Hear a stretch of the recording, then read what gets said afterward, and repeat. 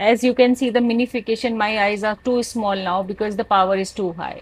So abhi this is my natural eyes and now here this is my minified eye. So यहाँ मैं power की बात करूँ तो ये पावर है -9.25 resultant power and here it is -11.75।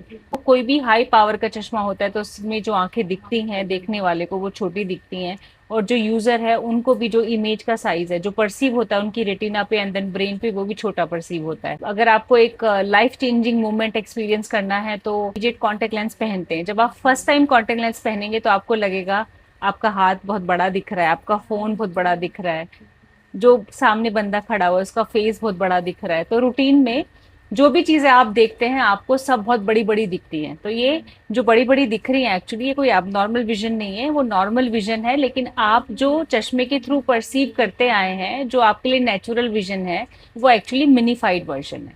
So depends on the degree of the myopia, depends on the degree of the power. जो minification size है वो भी वेरी करता है। सपोज -4 में मिनिफिकेशन 10 to 15% हो रहा है तो -12 में जो मिनिफिकेशन है वो ऑलमोस्ट 35% हो रहा है।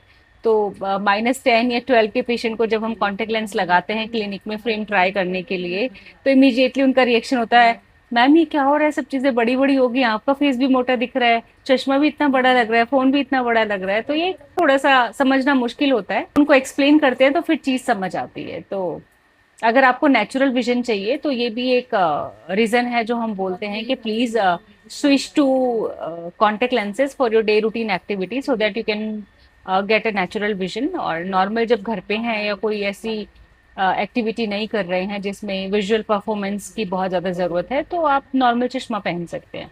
ठीक है।